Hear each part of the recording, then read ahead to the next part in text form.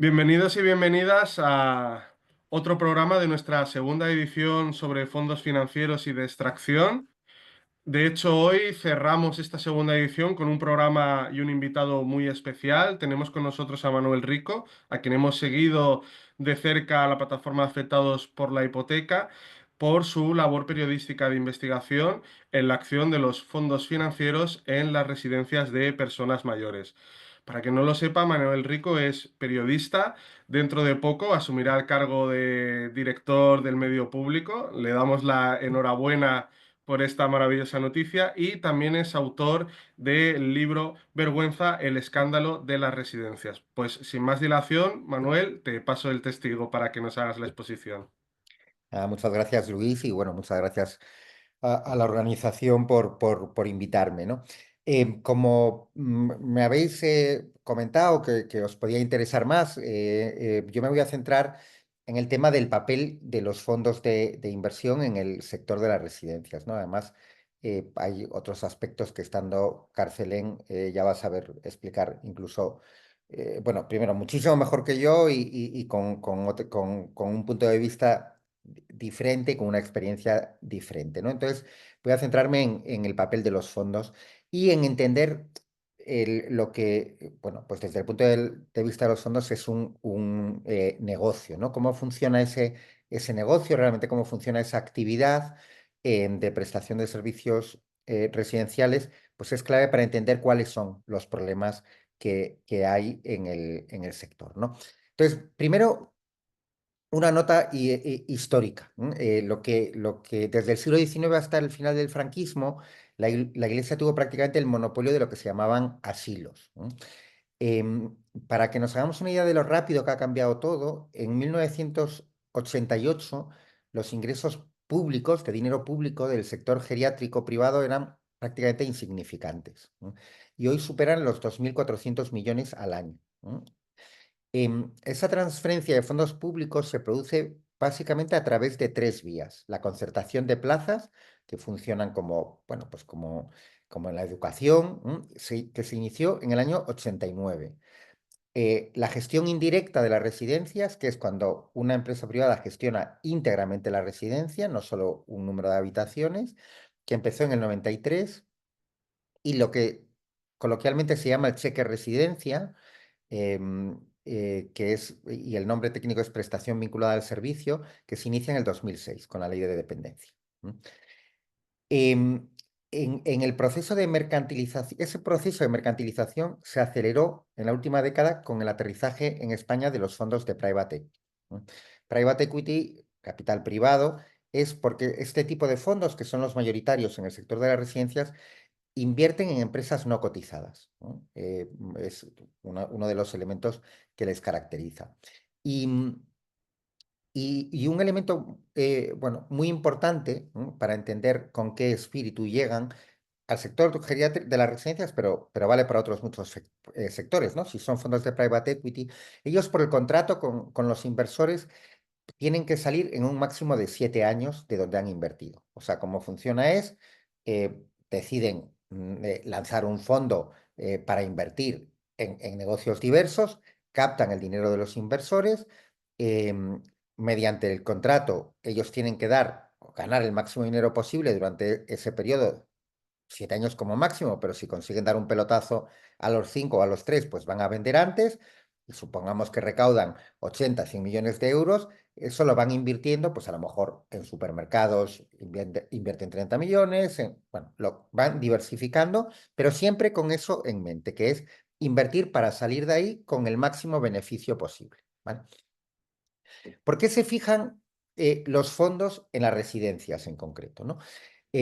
Bueno, aquí hay dos elementos a priori positivos que este tipo de capitalismo consigue transformar siempre en negocio, ¿no? El primer elemento positivo es la aprobación de la ley de dependencia en el 2006, que garantiza mayor financiación pública para el sector de las residencias. Y eso, en principio, es bueno. Aunque fue una ley que sin duda fue un avance, pero nació coja porque le explota la crisis salvaje del 2007-2008 y por lo tanto la financiación no llega. Pero bueno, un elemento positivo que es una ley de dependencia que garantiza mayor financiación de las residencias eso significa, desde el punto de vista de los fondos, dinero público para nosotros. Y el segundo es el envejecimiento acelerado de la población y el hecho de que España es uno de los países con mayor esperanza de vida. Por lo tanto, otro elemento positivo desde el punto de vista de los fondos significan personas que van a tener mucha más edad y que en la parte última de su vida van a necesitar básicamente dos cosas: más sanidad y una parte de ellos residencias. ¿No? De hecho, este razonamiento que hacen los fondos o fondos de inversión para el sector residencial muchas veces se aplica de forma mimética a el sector sanitario, ¿no? Porque los elementos son los mismos los que le llevan a invertir. Y de hecho hay incluso pues, estudios de banca de inversión en las que explican por qué interesa invertir en tal sector, donde pueden incluso hacer un análisis conjunto del sanitario y el de las residencias, ¿no? Y luego, bueno, hay algunas cosas más técnicas. Estos fondos, cuando compran un grupo, suelen hacerlo con unas operaciones de deuda muy grande. Entonces, no es que solo se fijen en exclusiva en actividades que tengan un flujo de caja muy elevado, pero es un atractivo para ellos a la hora de repagar deuda y demás. Y las residencias tienen un elevado flujo de caja, porque todos los meses o la administración o el residente, bueno, pues paga la cuota por estar ahí, ¿no? Y por último, hay un factor que aceleró la mercantilización en España, que es un factor histórico, que es el hundimiento de las cajas de ahorros, ¿no? Aparte de que sí, la banca siga sin devolvernos 70.000 millones, cosa que en otros países no ocurrió, en España sí, pero uno de los múltiples efectos colaterales que tuvo el hundimiento de las cajas afectó al sector de las residencias. ¿Por qué? Antes, 5 de los 8 grandes grupos en 2010 estaban controlados por cajas de ahorros. El principal accionista era una caja de ahorros dentro de esa labor social que se suponía que hacían, ¿no? Todos esos 5 grupos terminaron siendo vendidos a el sector a fondos de inversión o a multinacionales, ¿no? Y por lo tanto, ese elemento específico del Estado español aceleró ese aspecto, ¿no? En este momento, no voy a entrar en todos los nombres, pero lo voy a leer muy por encima. Los son 11 grandes grupos y su principal controlan más de 75.000 plazas en España. En España hay en torno a 400.000 en total de residencias. Bueno, pues los 11 grandes grupos controlan más de 75.000. En España el principal es DomusVi, está controlado por un fondo.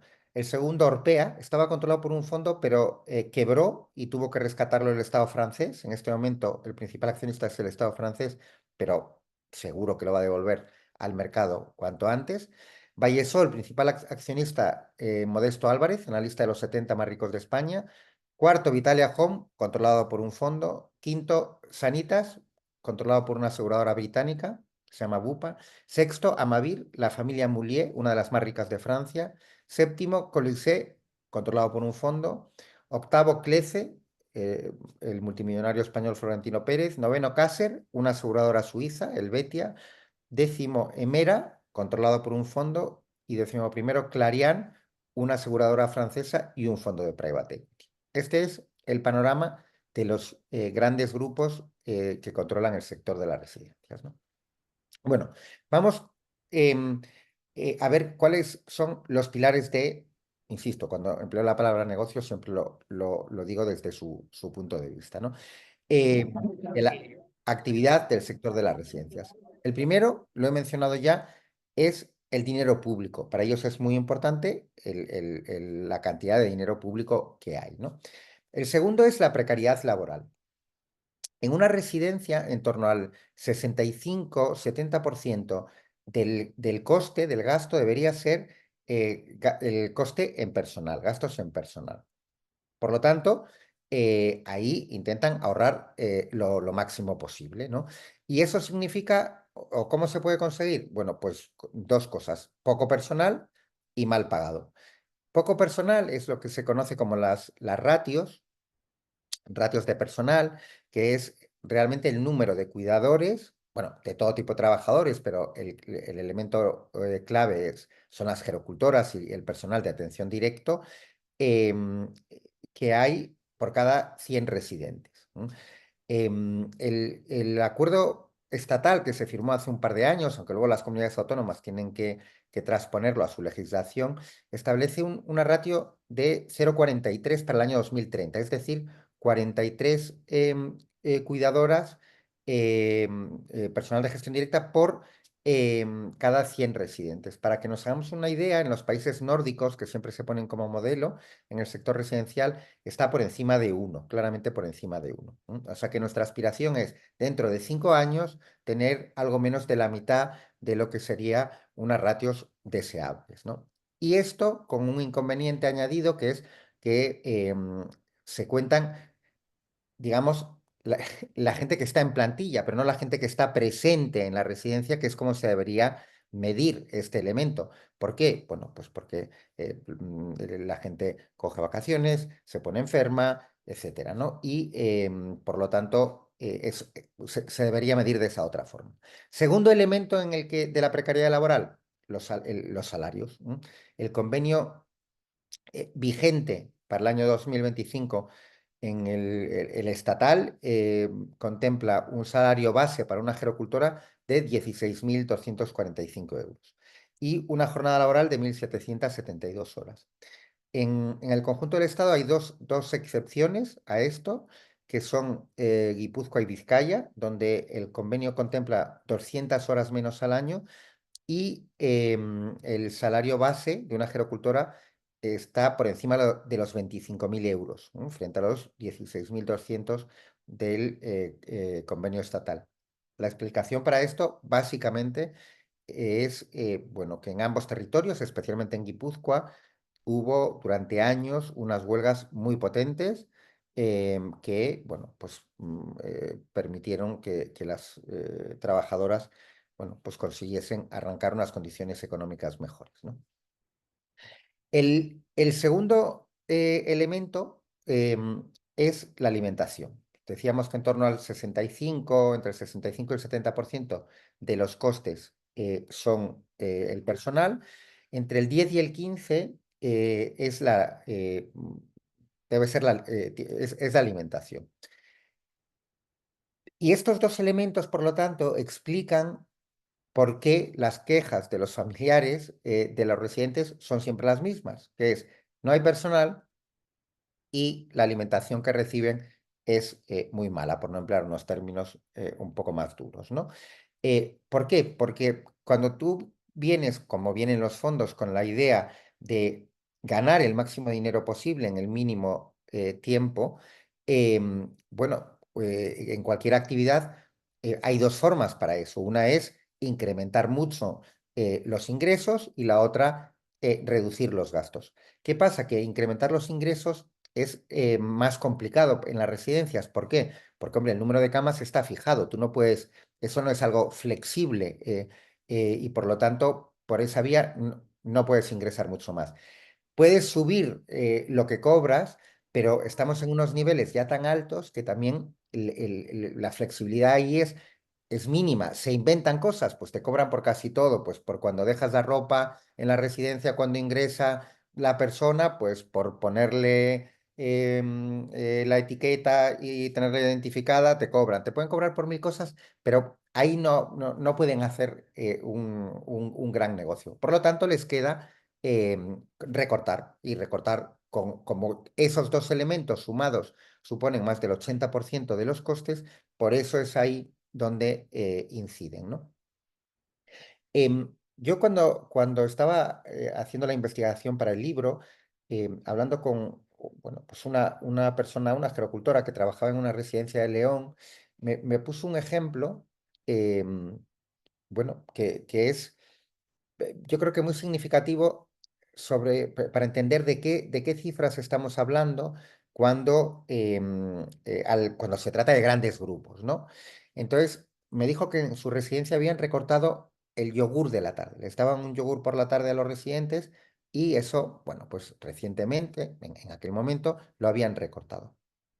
Si uno echa las cuentas de pongamos pues, un ejemplo hipotético, ¿no? Que un gran grupo que tenga 15.000 residentes, que pueda comprar el yogur a 10 céntimos, por poner algo muy bajo, porque aunque compren grandes cantidades, en fin, pero 10 céntimos. Por 365 días al año, ese recorte le supone más de medio millón de euros. Entonces, con una medida que ha pasado, bueno, o que puede pasar para mucha gente casi desapercibida, salvo los residentes que tengan a familiares muy, atentos, pero que es, bueno, pues digamos que fácil de camuflar, entre comillas, han ahorrado medio millón de euros al año, ¿no? Bueno, este es un ejemplo, pero si juegas con el tema de los pañales, si tienes un trabajador menos en el turno de noche, cuando hablamos de grupos que tienen múltiples residencias, decenas de residencias, pues esa economía de escala, ¿verdad? Les permite, bueno, tener ahorros como estos, que para ellos ahorros significa dinero para dedicar a satisfacer la deuda que han utilizado para comprar el grupo, entregar generosos dividendos a los inversores y pagar cuantiosos sueldos a los directivos del propio fondo, ¿no? Em, y luego hemos hablado de el personal, hemos hablado de la alimentación y el tercer gran elemento son los centros, el tipo de centros. En España hay cerca de 1.000 residencias que tienen más de 100 plazas, ¿no? Hay mm, muchas de ellas más de 200. Bueno, lo que podríamos considerar macroresidencias. La inmensa mayoría son de grandes grupos, ¿no? Y luego están las habitaciones. La mayor parte de las habitaciones son habitaciones dobles. Yo creo que es un atentado directo contra el derecho a la intimidad de las personas mayores. Yo no sé en qué momento como sociedad hemos aceptado que una persona que va a vivir a una residencia tiene que pasar a compartir su vida con un extraño, ¿no? Que puede ser una persona maravillosa, pero que no, yo no, creo que es fácil de entender que no debería ser así. Los dos aspectos de la construcción de los centros tienen también, lógicamente, su impacto económico. Cuanto más grande es la residencia, mejor, más plazas y más puedes cobrar. Cuantas más habitaciones individuales, pues más entran, ¿no? Em, en un mismo centro. Entonces, este es otro elemento que también cuando las comunidades autónomas intentan reducirlo, pues bueno, hay unas presiones muy potentes de las patronales de residencias para, bueno, evitarlo, ¿no?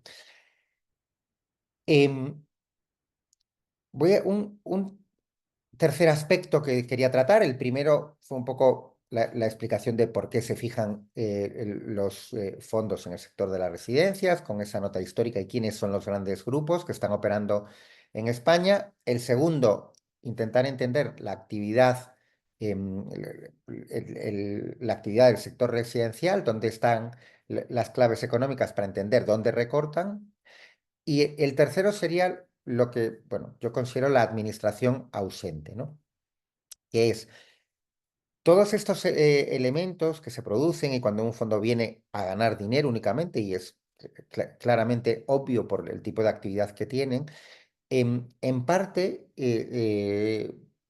lo pueden hacer porque la administración falla en funciones básicas que no debería fallar y que debería cumplir, ¿no? Como norma en un sector, en una prestación bueno, pues sanitaria o residencial, la educación, en servicios sociales, la administración tiene cuatro posibles funciones, ¿no? Una es prestarla, ¿no? Que sea de prestación pública. Y a esta, claramente, en el tema de las residencias, las administraciones han renunciado. Para que nos hagamos una idea, el 89% de los centros de toda España son de gestión privada. En Cataluña o en la Comunidad de Madrid está en torno al 93-94%, ¿no? Por lo tanto, a esa posible función han renunciado, pero a las otras tres no pueden renunciar. Las otras tres son legislar, inspeccionar y sancionar. Pues, en las tres tenemos un agujero enorme, ¿no? Em, Legislar, pues es evidente que desde el personal que se requiere a todos los demás aspectos que regulan el sector, bueno, pues tienen unas legislaciones en parte completamente obsoletas y desde luego nada exigentes, que no ponen en por resumirlo, que no ponen en el centro la calidad de la prestación que reciben los residentes, sino otros muchos factores, ¿no? Em, Desde los intereses de las empresas a reducir coste para las administraciones, ¿no? Entonces, legislar, ahí hay un agujero, inspeccionar. Bueno, si hubiese inspecciones serias y un modelo de inspección serio, pues parte de las cuestiones que he ido comentando no las podrían realizar, ¿no? ¿Qué pasa? Que para empezar no hay inspectores y sin inspectores no hay inspección. Cuando llega la pandemia, en España hay poco más de 200 inspectores en aquel momento había en torno a 5.300, 5.400 centros. Es fácil de entender que, aunque fuesen superhéroes y superheroínas, sería imposible realizar o tener un servicio de inspección serio, ¿no? Y por último, sancionar. Tenemos un régimen sancionador que yo creo que se puede calificar de disparatado, donde sobre el papel hay multas de hasta 1 millón de euros y luego la realidad es que la absoluta mayoría, la inmensa mayoría de las multas no llegan a 6.000 euros, ¿no?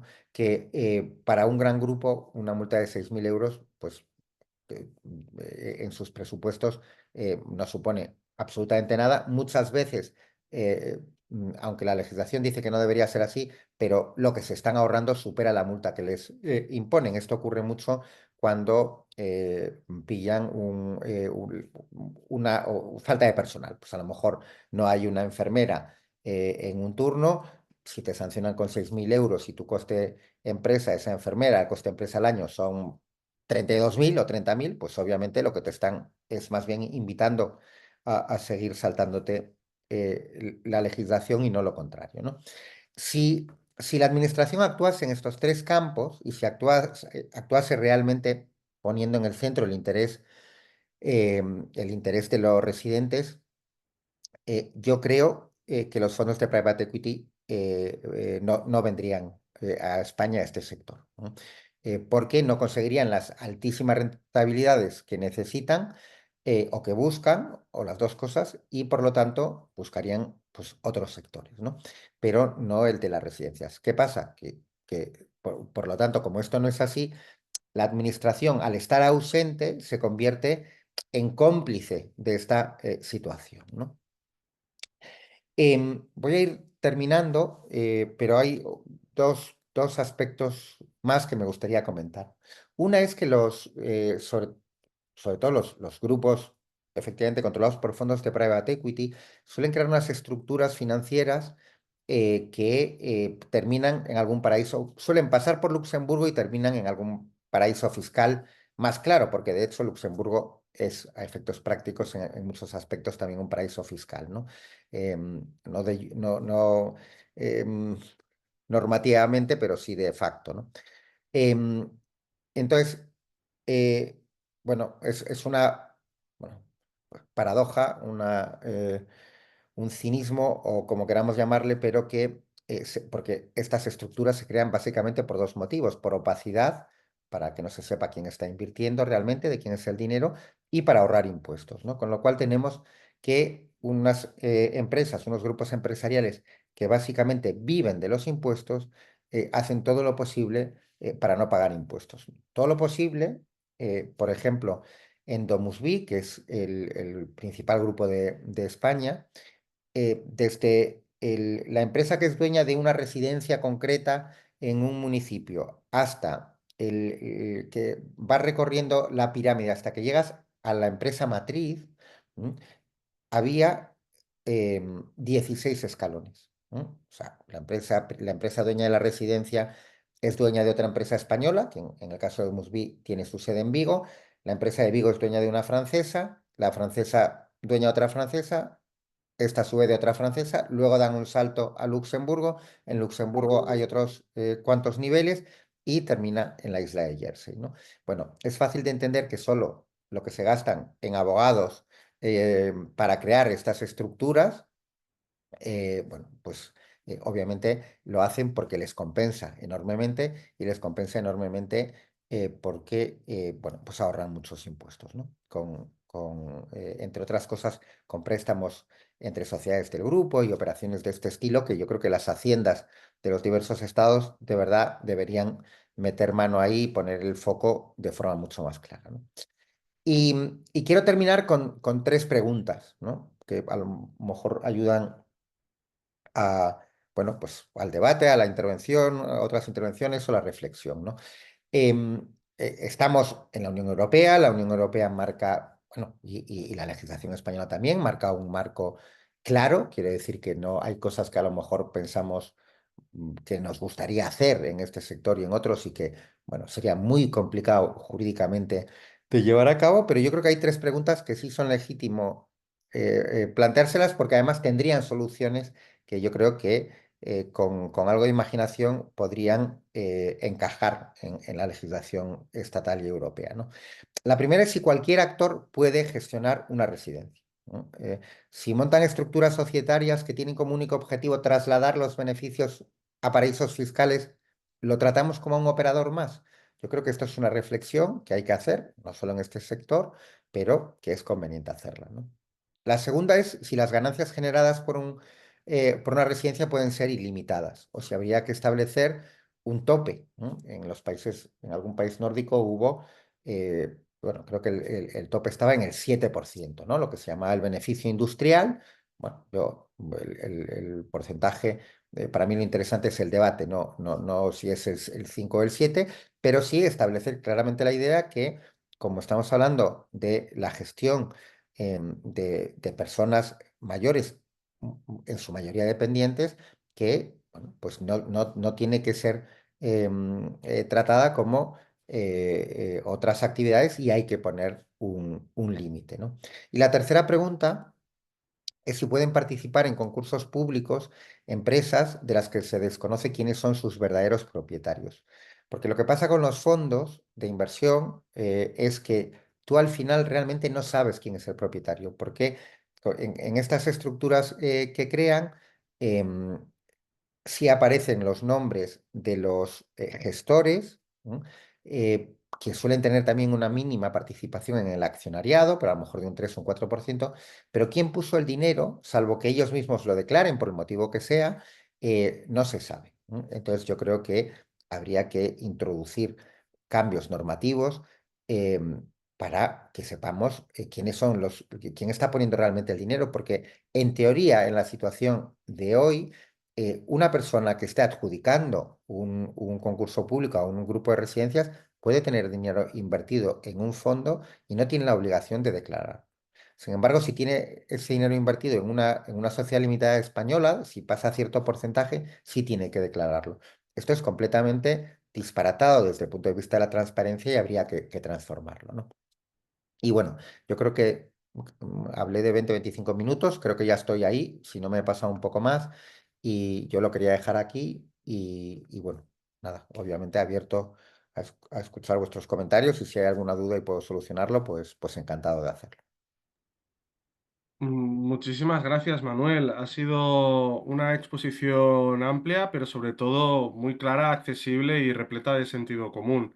Yo tengo Antes, una presentación que os enviaré por si os sirve y la queréis mover, encantado, porque yo en esto soy como el Opus, hay que hacer apostolado, ¿eh? Yo hago apostolado permanentemente y por lo tanto, bueno, pues estaré encantado y si no os sirve, pues le dais a la papelera y ya está, pero si os sirve de algo con estas ideas y alguna que he dejado por el camino, pues ahí la tenéis, ¿vale?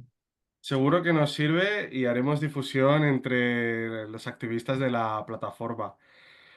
Antes de abrir a debate y reiterando el agradecimiento por tu presencia hoy aquí, queríamos pasar la palabra a María José Carcelén, de la Coordinadora Familiares de Residencia 5+1, que es una entidad que vela por el cuidado digno de las personas mayores y dependientes, pues para que pueda complementar en lo que desee la exposición de Manuel Rico y también para comentar su propia experiencia respecto de la gestión de las residencias.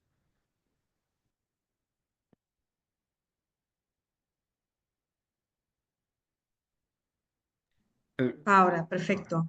Bueno, como siempre, Manuel, gracias. Dejas poco margen para intervenir porque es que prácticamente lo has dicho todo, ¿no? Eh, La verdad es que hay un antes y un después desde el momento en que las empresas del IBEX 35 y los fondos de inversión aterrizaron en las residencias. Y os pongo un ejemplo, para que nosotros nacimos como movimiento, como asociación, a principios de 2017, porque la Generalitat adjudicó la gestión de 5 residencias, por eso empezamos 5, ahora somos muchas más, afortunadamente, ¿no? A una empresa de la construcción. Entonces, claro, aquí llegaron, pues como llegan todas las empresas, ¿no? Vamos a hacer dinero, estos no son personas, estos son tochos, y lo que dice Manuel es que es así de clavado, es decir, el dinero se hace efectivamente reduciendo las ratios de personal, incumpliéndolas permanentemente, dando una alimentación de absoluta vergüenza que hace que muchas personas cuando van al hospital lleguen deshidratados y desnutridos. Esa es la realidad que tenemos, ¿no? Y bueno, también obviamente reduciendo en otras cosas como por ejemplo puede ser la limpieza, todo aquello que se precisa para el funcionamiento cotidiano, ¿no? Y tú sacas el dinero de ahí. Pero yo que hay una cosa que quiero dejar muy clara. Como decía mi madre cuando estaba lúcida, solo se pasa al que le dejan. Y el principal problema que tenemos es que tenemos un cómplice, un cooperador necesario, que es, sin lugar a dudas, la administración y los servicios de inspección, que son una auténtica vergüenza.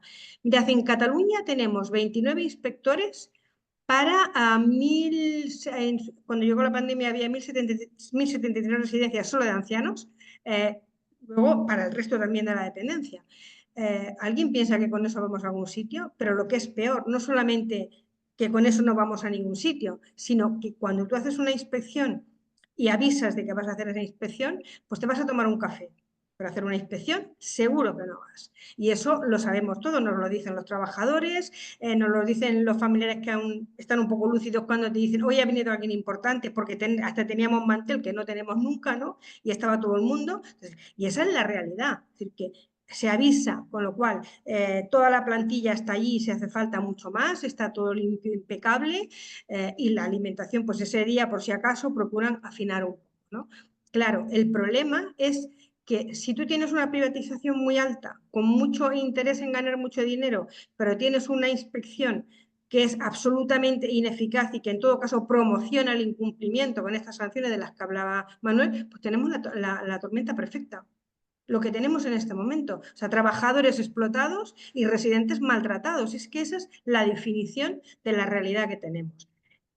Pero es que en el fondo a las administraciones tampoco no les interesa y no les importa demasiado, porque se van a meter en un charco cuando resulta que tienen prácticamente todo privatizado. En Cataluña quedan 16 residencias, solo 16 de gestión directa. A mí en una reunión, el que entonces era secretario de Derecho de Afers Sociales y Familias, ¿no? Me dijo, hombre, es que claro, le dije, pero es que no hacéis inspecciones, es que vosotros, es que le preguntáis a la empresa ¿qué te va a decir? Que es muy malo. Y respuesta, hombre, si no confiamos en aquellos a los que le hemos dado la adjudicación, la gestión de una residencia, le dije, hombre, pues si tú confías en ellos, ya podéis cerrar la inspección, ¿no? Porque en ocasiones lo que hacen es, le dicen, oye, tengo una denuncia. ¿Cómo está esto? Ah, no, esto está estupendo, mentira, ese día no vieron que había más gente. O sea, esa es la realidad. Y la realidad es que cuando las familias denuncian, se sienten absolutamente frustradas, porque la respuesta siempre es la misma. No se ha detectado irregularidad ninguna. Pero llegamos al absurdo de que incluso cuando tú detectas pues una irregularidad importante, el primer paso que hacen muchas es, yo te advierto. O sea, te digo, hoy tienes que mejorar esto, esto y esto, no te sanciono. Vuelvo, reviso, te vuelvo a advertir. Claro, es que mientras tanto, ¿cuánto tiempo llevamos sin la plantilla necesaria? ¿Cuánto tiempo llevamos con la gente pasando hambre o comiendo, o sea, porquería y comida en mal estado? La tira de tiempo. Entonces es que la realidad es que tenemos esta situación porque tenemos unos cómplices, que son las administraciones, sin lugar a dudas, que además tampoco tienen ningún interés reducir ni el número de plazas en las residencias, ni que haya más habitaciones individuales. O sea, es que en el fondo no les importa. O sea, es que perciben la dependencia como una carga, como un gasto que es... que bueno, que ellos no lo consideran necesario. Y os voy a poner un ejemplo muy claro. En 2022, en Cataluña, O sea, el Estado aportó 100 millones más de 100 millones más que el año anterior, pero es que Cataluña aprovechó para rebajar 57. Claro, si hacemos con este tipo de política, pues es evidente que no adelantamos. Y desde luego, una cosa de la que hablaba Manuel, que era el acuerdo de acreditación, nosotros tenemos que decir que el acuerdo de acreditación este que pretendía modificar, avanzar, bueno, un avance tan pequeñito que para nosotros era absolutamente miserable, por ejemplo, en el tema de las ratios, ¿no? Pero es que ese acuerdo de acreditación no lo cumple ni Dios. De hecho, en muchas comunidades están legislando, o sea, incumpliendo ese acuerdo, y las comunidades están cobrando por implantar ese acuerdo, las que lo aceptaron. O sea, si están cobrando, pero nadie controla que eso se destina a lo que se tiene que destinar, pues es que la situación que tenemos es que tenemos que decir que estamos mucho peor, a nuestro juicio, que cuando nacimos como asociación, porque no se han resuelto en la mayoría de los problemas. Y el tema de las redes es que es fundamental. Si tú no tienes personal, puedes hablar de lo que quieras, pero cuidados no habrá. O sea, bajo ningún concepto. Y desde luego, esa ratio de la que se hablaba, que mencionaba Manuel, vamos, es que es de risa. Con nuestros cálculos, con un trabajo bien hecho, tendríamos que estar por encima del 1/13. Eso significaría aproximadamente un gerocultor para cada 4 residentes. La realidad es que estamos a años luz de eso. Y además no hay inversión. O sea, no hay... o sea, no se invierte, no hay financiación. No hay financiación, estamos también a años luz de la media europea. Por tanto, pues es que es muy fácil. ¿Cómo no van a venir a España los fondos de inversión? No controla a nadie, pueden incumplir, pueden dar la alimentación pésima, tienen la posibilidad de tener grandes residencias de muchísimas plazas con habitaciones dobles y en algunas sabemos que incluso hasta se están metiendo una tercera cama. Pero como nadie controla, pues esto es lo que hay. Esa es la realidad y no mejora. Nosotros estamos, y lo he dicho muchas veces, peor que antes de la pandemia. Ahora tenemos otra situación de la que han hablado Manuel, pero yo quiero referirme, que es que en las residencias tenemos el personal de enfermería, las enfermeras, está trabajando gente con el título sin homologar. No sabemos si ese título existe de verdad, si la formación que se supone que debieran de tener es equiparable a la española y por lo tanto eso es un delito. Pero es que las administraciones lo saben y no hacen nada. Es un delito del Código Penal, el 403 del Código Penal, que es intrusismo profesional. Y eso tiene un coste en vidas humanas, en salud, en de todo. Porque cuando no está el médico, que está unas horitas, ¿quién hay? El supuesto personal de enfermería, que nadie sabe lo que son, ¿no? Pues esa es la realidad que tenemos. Muchísimas gracias, María José, por ser tan honesta con la realidad. Vais a tener siempre como aliado a la plataforma de afectados por la hipoteca, que también estamos combatiendo contra los fondos financieros, aunque sea en el sector de la vivienda, pero nuestra aspiración es generar vínculos también con otras organizaciones. Es Y fundamental. totalmente. Si no trabajamos juntos, por separado, somos una mosca a la que barren de un guantazo. Así de claro. Bueno, y juntas somos una marea. Yo creo que esa Bueno, yo es creo una de las que, claves. no sé si una marea, pero lo que sí que tenemos que ser son movimientos sociales que trabajan coordinados para ser más fuertes. Es que está claro que la unión hace la fuerza. Totalmente de acuerdo. Pues llegados a este punto, yo tengo algunas preguntas apuntadas, pero antes de lanzarme yo, si alguna compañera o compañero que está conectado quiere aprovechar ahora para hacer alguna pregunta o algún comentario a María José o a Manuel Rico. Sí, adelante, María. Es que no encontraba lo de levantar la mano. A ver, se me escucha, ¿no? Vale, pues yo soy auxiliar de enfermería. Entonces yo he estado trabajando en una residencia de la Administración Pública de la Junta de Castilla y León, que lo que tiene son también habitaciones sociosanitarias. Entonces no son públicas del todo, no sé con quién habrán hecho esa sociedad. Pero el caso es que si a ti te llama una persona de una habitación sociosanitaria, tiene preferencia a una persona que ha entrado por plaza de administración pública. Entonces a ti te avisan ya que si te llama este lado de las habitaciones que son sociosanitarias, tienes que dejar todo y acudir. Yo nunca he estado fija, he estado cubriendo suplencias de verano, vacaciones y esto. El caso es que nosotras, siendo administración pública, nunca hemos tenido una circular firmada. Todas las circulares eran internas y sin firmar porque nos decían que aunque sabían que tenía que haber 5 o 6 trabajadoras, solamente podía haber 4. Como eso era ilegal, eran todos circulares internas. Nos decían, esta tarde vais a ser 4 más un tercio.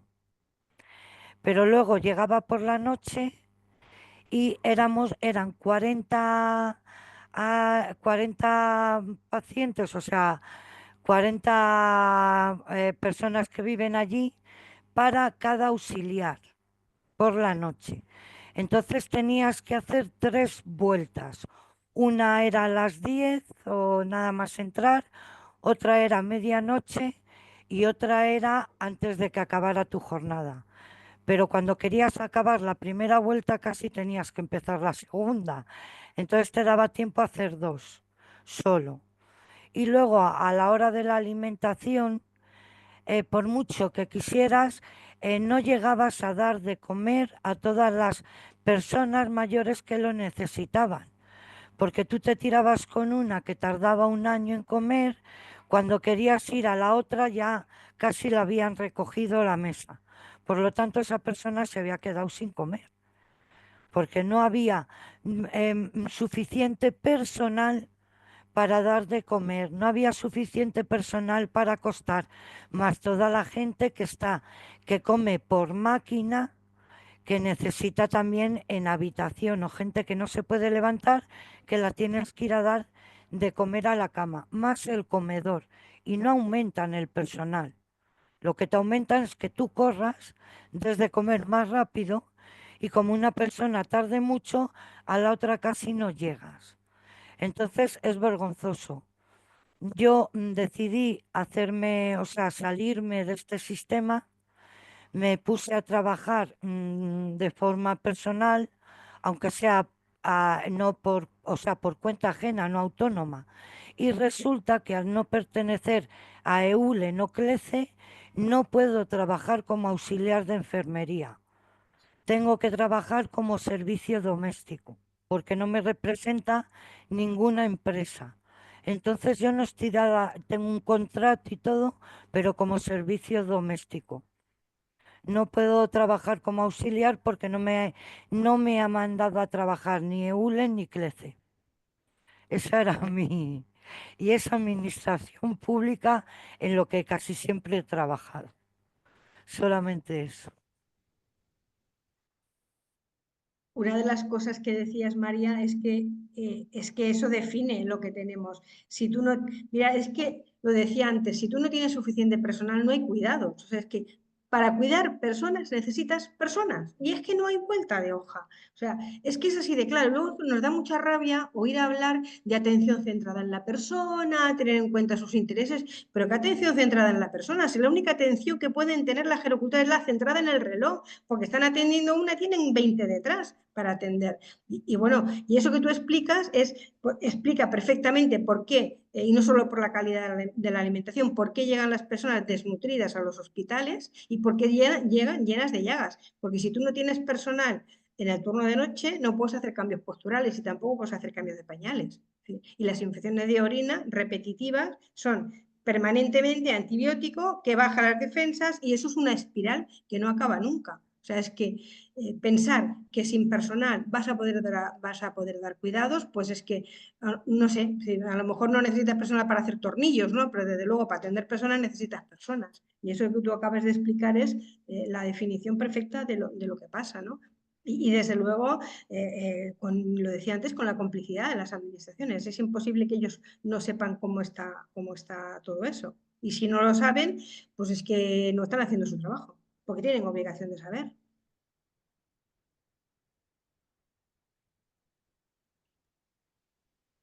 No sé si hay más preguntas o comentarios. Solamente quería añadir una cosa. éramos pocas trabajadoras. Ahora lo que había de director, jefe de personal, jefe de planta, jefe de no sé qué, jefe de no sé cuántos, de eso sí que teníamos 2 plantas enteras de oficinas de distinto personal. Ahí sí que había, ¿eh? En eso no nos quejamos de ese personal. Yo, yo tenía una pregunta tanto para Manuel como para María José. Claro, ahí donde se introduce un fondo financiero, hay para conseguir una alta rentabilidad, recapitulando, reducción de personal, reducción de gastos estructurales y también aumentar la cantidad posible de residentes a coste de, por ejemplo, vulnerar su intimidad, pues amontonándolos en habitaciones. Tras la pandemia que hemos sufrido, que es la COVID-19, y además que lamentablemente en muchas residencias han fallecido muchas personas mayores, pero estos factores no dejan de ser factores de riesgo. Entonces, enlazando con las preguntas que se hacían de cualquier actor puede gestionar una residencia, yo me pregunto si aprendiendo de la experiencia que hemos pasado con la pandemia, habría que poner un tope, un límite a que los fondos financieros gestionasen las residencias teniendo en cuenta de que su política de gestión es una política que, si lo he entendido correctamente, supone un riesgo mayor en ese tipo de situaciones sanitarias. ¿Empiezas tú, María No, José? no, Manuel, empieza tú. Eh, a ver, algunas de las cuestiones que has comentado son hechos y hay estudios que lo respaldan, ¿no? La más clara es el tamaño de las residencias y el impacto que tuvo el tamaño en la pandemia, ¿no? Hay 3 estudios de 3 gobiernos autonómicos de color político diferente, Castilla y León con el PP, Navarra con el PSOE y Euskadi con el PNV. Los tres llegan a bueno, analizan diversas causas, pero los tres tienen en común que consideran que el tamaño de los centros fue uno de los factores que influyó claramente. Obviamente no en términos absolutos, sino relativos, ¿no? A mayor tamaño del centro, el impacto de contagios y de fallecimientos fue mucho mayor. En Cataluña no hay un estudio de la Generalitat, pero sí un estudio que hicieron científicos privados, entre ellos, o sea, científicos, perdón, no la administración pública, liderados por Vicky Zunzunegui, que llegó a la misma conclusión, ¿no? O sea que digamos que ahí hay, hay hechos y datos que lo demuestran, ¿no? A la pregunta más concreta, bueno, claro, ahí es una cuestión que cada uno puede tener una respuesta. Si tú preguntas a las empresas o a las patronales de las empresas, te van a decir que no es necesario, ¿no? Yo creo que sí. Yo creo que obviamente la clave o sea, todas las decisiones se deberían tomar pensando en el residente. Voy a poner un ejemplo fácil de entender. La falta de transparencia con las sanciones y las inspecciones. Las inspecciones deberían ser públicas. Cada administración autonómica debería tener una web donde figuran las inspecciones y el resultado de las inspecciones. Pero además, en esa web, para que nadie pueda decir o que ahí hay un desequilibrio, pueden dejar un espacio para la opinión del centro sobre la inspección, si no pasa nada. ¿M? Y las sanciones también tendrían que ser públicas. ¿Pero por qué tendrían que ser públicas? Bueno, porque el elemento básico es que la persona que va a ir a una residencia o el familiar que tiene que llevar a la persona que tiene que llevar a un familiar a una residencia tenga toda la información. Eso es entender que el eje es el residente, el que va a recibir el servicio. ¿Qué te dicen en España? Ay, no, que eso es criminalizar a las empresas. Que entonces no se puede porque es criminalizar a las empresas. Oiga, pero ¿cómo que criminalizar a las empresas? Primero, si yo tuviese una empresa y lo hiciese bien, yo sería el primero que querría que se publicase, porque cuando me hagan una inspección voy a salir maravillosamente bien y los que hacen una competencia desleal van a salir mal, ¿vale? Pero aunque no existiese ese elemento porque el factor empresarial se impusiera, es que con el primero me llega. si todos tomásemos las decisiones, vamos, las administraciones, teniendo claro que en el eje está el residente, es tan sencillo como eso, el sistema sería completamente diferente. Pero aquí está, que privatizamos porque cuesta menos dinero la gestión privada que la pública. Bueno, ya, cuesta menos dinero porque hay mucho menos personal, porque no hay otras prestaciones y luego, sobre todo, es que a lo mejor cuidar a nuestras personas mayores tiene que costarnos dinero. Y es una cosa de prioridades, ¿no? Entonces, todos esos elementos no están ahí, pero claro, a mí me parecen clarísimos, pero desde luego lo que hay es que introducir el debate. Y yo creo que hay partidos políticos que pueden estar más en estas coordenadas que no están tampoco, bueno, pues proponiendo reformas legislativas que se podrían hacer, ¿no? Eh, bueno, y esto tiene un impacto claro, la falta de transparencia en general tiene un impacto claro también en lo que al final sabemos de las residencias. Que no haya, de hecho, aunque a veces, y perdón, y con esto termino, hay legislaciones que contemplan los consejos de familiares y residentes, pero en la práctica no existen. Es otra vía de evitar que la transparencia entre en las residencias, ¿no? Y bueno, y así se pueden seguir mencionando cuestiones. Y perdón que me he pasado un poquito de tiempo, probablemente. Yo, añadiendo lo que decía Manuel, es cierto que las residencias de mayor tamaño se vieron muchísimo más afectadas y también las que tenían mayor número de habitaciones dobles, porque si tú tienes y están todas llenas a reposar, si viene una pandemia y tienes habitaciones dobles, ¿dónde haces el aislamiento? ¿En la cocina? O en el jardín, si es que hay jardín, claro, ese es el problema. Y de hecho se ha demostrado que las residencias que tenían un mayor número de habitaciones dobles también sufrieron un impacto mucho mayor. Nosotros lo tenemos en nuestra propia asociación, tenemos residencias de todo tipo, ¿no? Y las residencias que tenían habitaciones individuales fueron la mitad o menos de personas afectadas, de fallecimientos y de personas contagiadas. Pero como bien decía antes Manuel, eso no le interesa a las empresas. Las empresas no quieren habitaciones individuales, quieren habitaciones dobles y quieren grandes residencias. Y no hemos aprendido nada de la pandemia, porque si volviera una otra pandemia, pasaría exactamente igual. Y no es que muriera gente en la residencia, no, es que los dejaron morir en condiciones absolutamente indignas. Hablemos con propiedad. Hubo exclusión sanitaria, así de clarito. Y en las residencias, que son un hogar, que no es un centro hospitalario, no había nada que se pudiera hacer, porque por las noches solo hay gerocultores, nada más en la mayoría. Entonces, claro, si tú tienes pues eso, residencias enormes con muy poca gente trabajando y te llega una pandemia, pues es evidente que vamos a sufrir el impacto que tuvimos, ¿no? Por otra parte, tenemos un problema.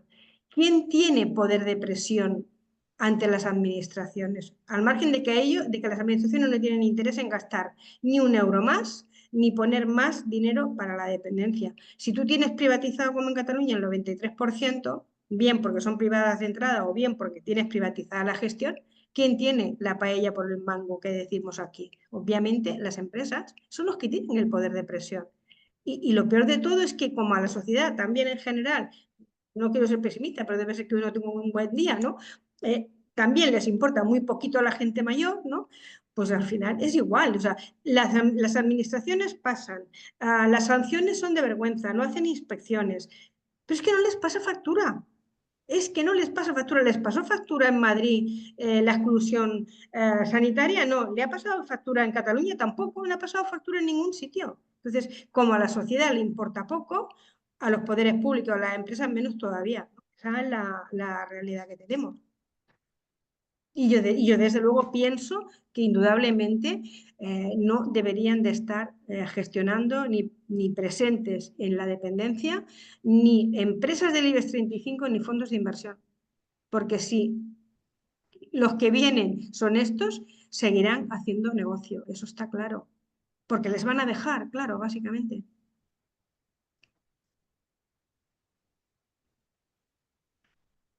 ¿Hay algún compañero que quiera hacer alguna pregunta o comentario? Si no, hay una última cuestión que a mí sí me gustaría comentar y después formular una pregunta concreta.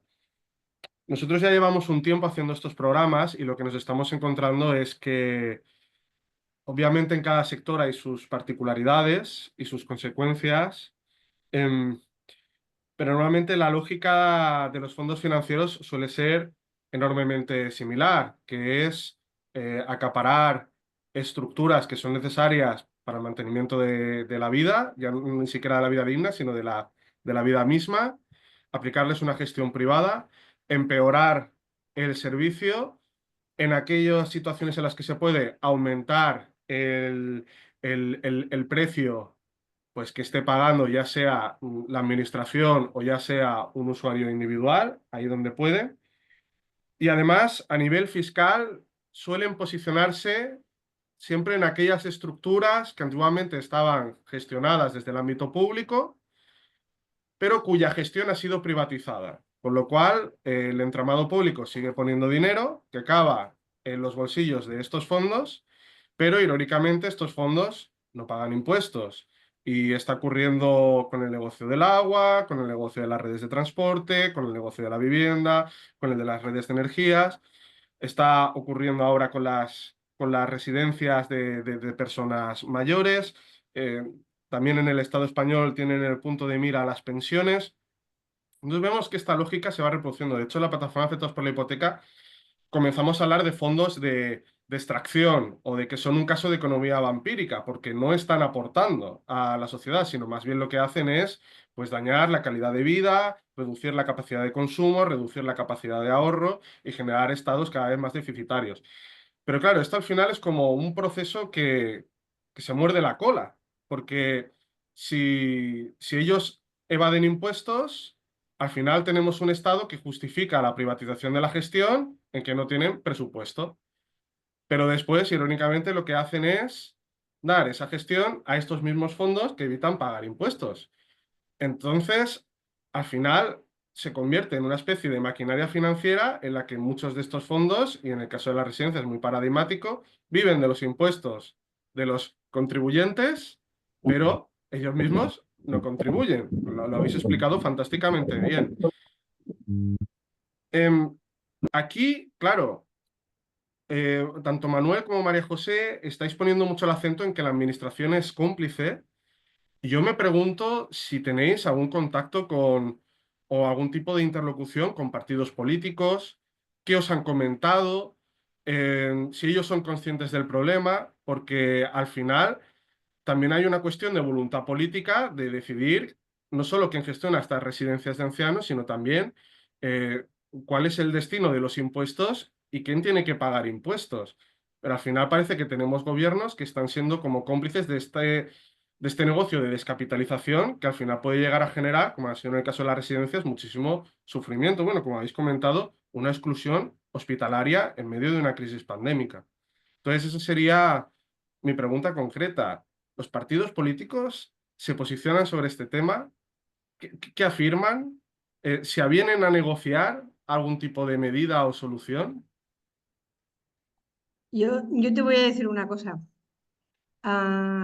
Nosotros nos reunimos en Cataluña, pues han ido pasando diversos partidos, ¿no? Pero, estuvieron en coalición Junts per Catalunya con Esquerra, luego estuvo Esquerra sola y ahora llegó el PSC, el PSOE, ¿no?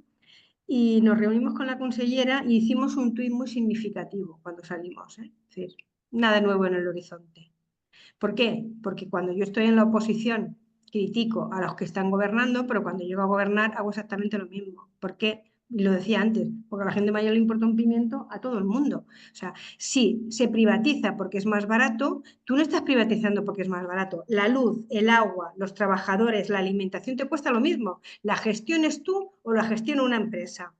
¿Por qué lo haces? Porque evidentemente vas a tener menos personal, tú vas a pagar poco, vas a pagar, y lo que es peor es que muchas veces cuando se hacen concursos, ya se concursa. Aquí recuerdo que en el momento en que nosotros nacimos, la licitación estaba por debajo de la cartera de servicios de lo que se pagaba teóricamente en 2010, eso era 2016, ¿no?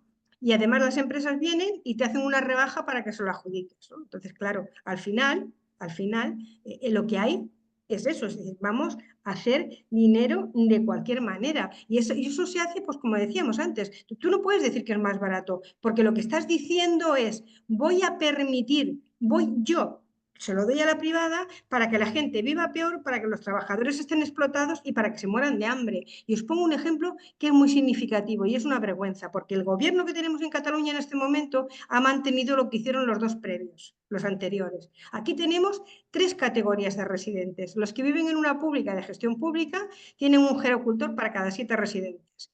Los que viven en una pública de gestión delegada tienen un gerocultor para cada 10, que ni Dios cumple, ¿eh? Pero bueno, teóricamente es uno para cada 10. Y los que viven en una privada con plaza concertada, pues tienen, se pueden flexibilizar las ratios, que es una manera de decir, puedes incumplir las ratios, ¿no? Y os pongo un ejemplo muy claro. Un residente de grado 3 de dependencia en una pública de gestión delegada tiene derecho a 35 horas de fisioterapia al año. Pero ese residente de grado 3 en una privada con plaza concertada solo tiene derecho a 15. La respuesta la tenemos, es clarita, ¿no? Y eso lo han hecho y lo mantienen. El gobierno que en su momento rebajó las ratios, permitió que se incumplieran las ratios, pero es que el que tenemos ahora lo está manteniendo y hace oídos sordos. Por lo tanto, los partidos ¿atienden? Pues no. Tengo que decirte que no atienden. Los que nos atienden y los que nos apoyan no están en el gobierno y son minoritarios. Y bueno, habría que ver luego, ¿no? Si llegan, ¿qué harían, ¿no? Porque al final uno acaba siendo muy escéptico cuando lleva mucho tiempo y el resto va diciendo, pero cuando llega hace lo contrario, ¿no? Pues es que eso es lo que hay. Bueno, yo enlazo con el final de lo que ha comentado Carcelén, ¿no? Que es, yo creo que en política, en este sector y en este tema y en cualquier otro, yo, a mí no me importa lo que digan los políticos, ni lo que prometan, ni lo que cuenten en un debate parlamentario, ¿no? A mí me importan los hechos, ¿no? Y los hechos, pues es, bueno, pues los que gobiernan, las leyes que aprueban y los que están en la oposición, las proposiciones de ley que hagan, ¿no? Y bueno, y ahí es claro, es decir, que a nivel estatal se planteó hace dos años, 2 veranos, 2 y pico ya, ¿no?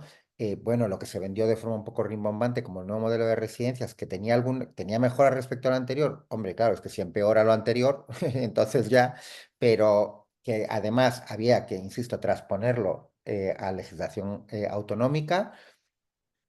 La Comunidad Valenciana aprobó, a ver, dentro de lo que estamos hablando, que es muy importante tenerlo en cuenta, aquí no estamos hablando de cambiar el sistema, nadie se plantea cambiar el sistema, pero dentro de eso, pues por ejemplo, la Comunidad Valenciana aprobó un decreto, una normativa, que bueno, en el tema de reducción de plazas, en diversas cuestiones, iba en la buena dirección. Bueno, ahora ha cambiado el gobierno y ya el PP de Mazón está desmontándolo, ¿no? Siguiendo un poco lo que desean las patronales. En Navarra se aprobó un decreto razonable, pero o sea, para mí aquí la clave es que los elementos estructurales nadie se los plantea. Nadie se ha planteado tocarlos, ni los ha aprobado esto en el gobierno, ni se ha hecho una propuesta seria desde la oposición que realmente cambiase el modelo. O sea, aunque sea, porque no estamos hablando de 1789, no estamos hablando de cortar cabezas, aunque sea de forma, em, pues como después del 45, ¿no? El estado de bienestar, la socialdemocracia, un pacto de ese estilo. Em, ¿Tú puedes construir mañana 500 residencias de gestión pública? No, pero por ejemplo, hay un mecanismo, puedes expropiar. Yo creo que sinceramente es muy complicado, pero en este sector tienes que hay muchísimas residencias en Cataluña, probablemente más de 40, más de 30 seguro, de titularidad pública y gestión indirecta. Esas residencias tienen contratos de 3, 4 años, ¿vale? Por lo tanto, un partido que realmente quisiera apoyar un poco, cambiar mínimamente el desequilibrio sin coste y con garantías jurídicas, lo tiene muy fácil. Es decir, oigan, en los próximos 5 años, todos los contratos que se terminen, esas residencias van a pasar a ser de gestión pública. O sea, hablo de cosas como esas, porque que son absolutamente factibles, que nadie puede decir, no, es que nos lo van a tirar abajo en Bruselas, el Supremo, tal. No, nadie. Se puede hacer mañana y nadie lo está proponiendo. ¿No? Nadie lo está haciendo. Entonces, yo las palabras o los programas electorales, pues como periodista me los tengo que leer, me parece interesantísimo. La política es la forma de cambiar la sociedad, pero a mí me interesan los hechos. Y los hechos están ahí y además sobre los hechos es más fácil debatir con sentido, ¿no? Yo te diré, Manuel, que cada vez que nosotros defendemos la gestión pública, residencias públicas de gestión pública, y estamos hartos de pedir la reversión de la privatización. De hecho, lo llevamos en nuestro modelo, ¿no? Pero Sí, respuesta de todos, ¿eh? Es que eso es inviable. No claro, estamos y no están por la labor y no van a estar si no tienen presión. Es lo que yo decía antes, sin presión claro, en la calle, sin presión de la sociedad, no van a cambiar un ápice, absolutamente nada, pero nada, ¿eh? claro, Además, ellos te dicen abiertamente, es que, bueno, en Cataluña, o sea, en la norma es, bueno, pues están por la colaboración público-privada, ellos están por la concertación. Lo sí, sí. público les da alergia, directamente les da alergia. No, a ver, si hay un 94% de gestión privada, pues es que es la totalidad prácticamente. Yo estoy de acuerdo con eso, pero a ver, ¿es inviable? ¿Qué es inviable? Quiero decir, ¿es inviable pasar de un día a otro a 100% de gestión pública? Probablemente, pero ¿es viable, por coger las cifras de Cataluña, ¿no? ¿Sería viable en hacer un plan a 10 años de forma que en 10 años, en vez del 94, fuese el 70% de gestión Claro que es pública? viable, Absolutamente claro. viable. Claro, Claro que pero es viable, recuperando la gestión. Y no solo claro, eso, es que en claro, Cataluña no se ha construido una sola residencia pública en 15 años reconocido por el propio conseller. Por tanto, claro, es que es muy claro, sencillo. Tenemos lo que ellos han querido que tengamos. claro, ¿Hay herramientas? Sí, coincido contigo, que es muy difícil conseguir esas 64.000 plazas que sean públicas. Pero empecemos por revertir la claro, privatización y empecemos por hacer planes plurianuales de construcción de residencias públicas, porque claro, si no equilibras lo público y lo privado, estás permanentemente en manos de las empresas y de los fondos de inversión. Lo decía antes, tienen la sartén por el mango. Esto es así de sencillo. claro. Bien. María tiene una pregunta. Adelante, María. Es un poco a mala leche.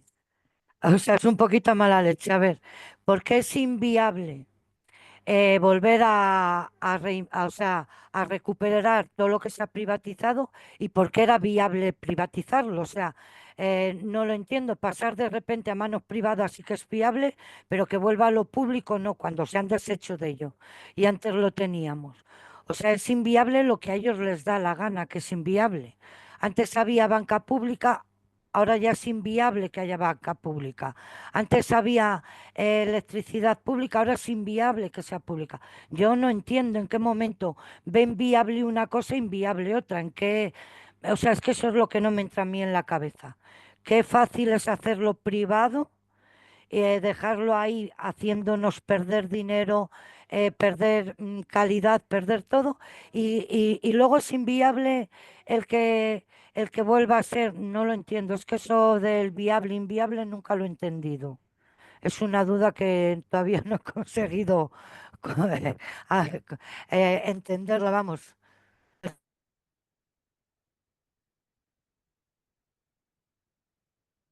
No, bueno, a ver, yo es que creo que ya está contestado, ¿no? Quiero decir que inviable no significa nada. Usted dígame cuántas residencias hay ahora, cuáles son de gestión pública, cuáles de privadas, y yo mañana le hago un plan para... Es una cuestión de plazos, de voluntad y de por qué vías se recuperan espacios para la gestión pública. Y aquí las hemos mencionado. Es que una es la construcción de residencias públicas, otra es que vuelvan a lo público cuando se terminan los contratos de gestión indirecta.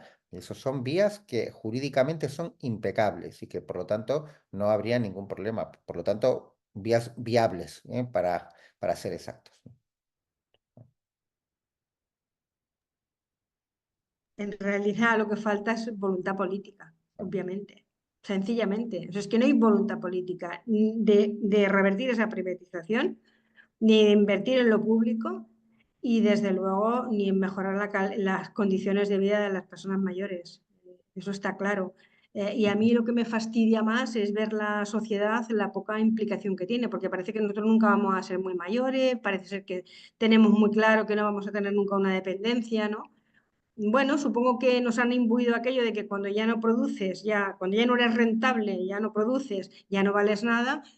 Y bueno, pues la primera pregunta que se tiene que hacer uno, ¿tú piensas que tú ya no vales nada cuando dejes de ser rentable, entre comillas, para la sociedad? Bueno, pues esto es lo que tenemos. O sea, yo creo que hay un trabajo importante por hacer, que es concienciar a la sociedad en que seamos más exigentes, mucho más exigentes, y que pensemos no solo en la gente que está viviendo en este momento, sino con un poco de visión de futuro, ¿no? Y hasta desde el punto de vista egoísta, ¿no? Por decir, bueno, a ver qué me puede pasar a mí, ¿no? Es así. Bueno, muchísimas gracias. Yo debo decir que, que veo un hilo conductor en los programas que hemos estado haciendo desde la plataforma Afectados por la Hipoteca, en el cual, ya fuera a hablar de pensiones, de vivienda, políticas de suelo o captación de recursos, las tres palabras que más se han repetido han sido sector público, fiscalidad y expropiación, lo cual muestra que en realidad hay una columna vertebral en la que se unen todas estas problemáticas que tienen que ver con ese estado deficitario que no recauda entre los fondos financieros, pero irónicamente les dejan gestionar de forma privada muchos activos que deberían estar en el sector público. Yo os agradezco muchísimo, os agradecemos muchísimo vuestra presencia de aquí. Ha sido un programa fabuloso y esperamos que esta sea la primera colaboración de otras muchas futuras. Pues no, Nosotros no, siempre estamos dispuestos a participar en allá donde nos llamen. sí, gracias por invitarnos. Es un placer y hay que abrir los debates y eso que llegue a la sociedad, porque, como dice Carcelén, es un poco desesperanzador esa parte, pero mientras haya gente como vosotros interesados, pues ahí estaremos, ¿eh? O sea que gracias. Ah, pues Gracias. Fantástico, si se muchas puede. gracias. Sí, Venga, buena hasta cuenta. luego. Adiós. Hasta luego. Adiós.